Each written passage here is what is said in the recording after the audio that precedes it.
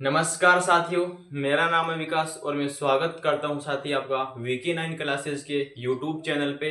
आज के इस वीडियो में बात करने वाले हैं, हमारे पास में एक और बेहतरीन कंसेप्ट होगा, बेहतरीन क्वेश्चन होगा जो आपका NCERT 10th मैथ से चैप्टर नंबर 5 से होगा, जो आपका अरिथमेटिक प्रोग्रेशन है, समांतर श्रेणी है, उससे रिलेटेड कंसेप्ट होगा और बेहतरीन क्वेश्चन होगा जो मैं आपके सामने यहाँ से आपको डिलीवर करने वाला हूँ। तो एंड तक जरूर बने रहेगा और आप नए हैं तो चैनल को सब्सक्राइब कर ले, वीडियो को लाइक कर दे और सपोर्ट जरूर कर लेंगे। साथ ही बात करेंगे क्वेश्चन के बारे में। यहाँ पर हमारे पास में क्वेश्चन दे रखा है कि इससे पहले वाले वीडियो जी में हमने बनाए थे कि जो आपका कंसेप्ट था कि आपके पास में कि एनवा पद कैसे निकल सकता है, एपी कैसे बन सकती है, वो सारे कंसेप्ट हमने वहां से क्लियर किए कि आपके पास में कि 3 नंबर से डिजिट होने वाला, डिवाइड होने वाला कितना संख्या होगा, 2 से डिवाइड होने वाली कितनी संख्या होगी। तो आप अगर एक कंसेप्ट सीख चुके हो तो आप हल कर सकते हैं हर कंसेप्ट को। यहां पर आपके पास में दे रखा है एपी आपके पास में 8,3, माइनस का 2 एंड सोन है कि प्रथम 22 पदों का योगफल ज्ञात कीजिएगा। अब सबसे पहले आपको पता होना चाहिए कि जब भी आपके पास में कि योगफल ज्ञात करना होता है तो आपके पास में एक फॉर्मूला आता है। वो आपका फॉर्मूला होता है कि यहाँ पर होता है कि एस बराबर होता है कि n/2 होता है। यहाँ पर आपके पास में 2a होता है प्लस यहाँ पर होता है n-1 इंटू यहाँ पर क्या होता है d होता है। साथ ही ये आपका होता है कि जब योगफल निकाला जाए, यानी योग निकाला जाए, योगफल निकाला जाए, तब के लिए कंडीशन बनती है, ये आपका सूत्र होता है। यहां पर शक्ति आपकी दे रखा है कि जो ये n होता है वो मतलब क्या होता है कि कितने पद हैं।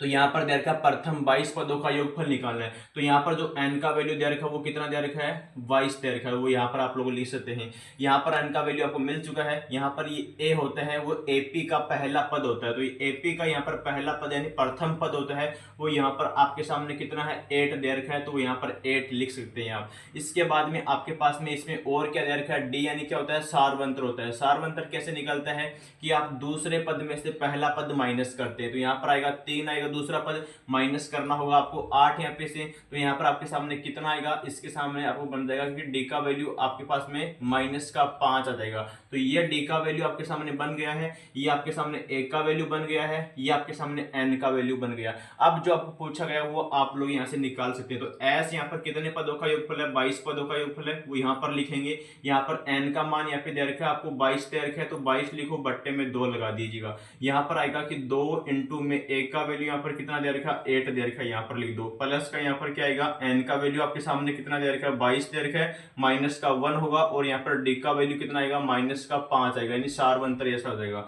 यहाँ पर इसको सोल्व कर लीजिएगा। यहाँ पर 11 आ जाएगा, यहाँ पर 8 दूनी कितना होगा, 16 हो जाएगा। इसके बाद में आपके सामने और क्या बनेगा, यहाँ पर आपके सामने प्लस का क्या बनेगा साथी, यहाँ पे 21 बन जाएगा और इंटू में क्या है, माइनस का 5 है, ये आपको मल्टीप्लाई करना होगा। यहाँ पर इसको आगे सोल्व करते हैं तो यहाँ पर क्या आएगा, 11 आ गया, यहाँ पर आएगा 16 आएगा।